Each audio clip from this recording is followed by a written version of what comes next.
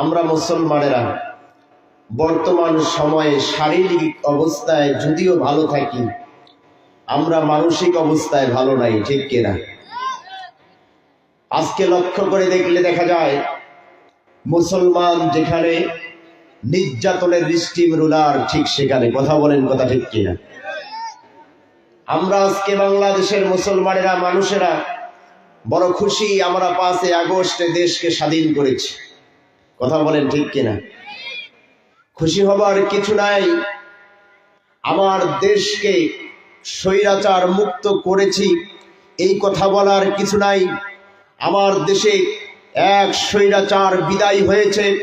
আমার দেশের এক কোরআন বিরোধী ইন্ডিয়া পালায় চলে গিয়েছে, কিন্তু ইসকন নামের এই ইহুদির দালালেরা, ভারতের 5 চাটা গোলামেরা বাংলার জমিনে এখনো ইসলামের বিরুদ্ধে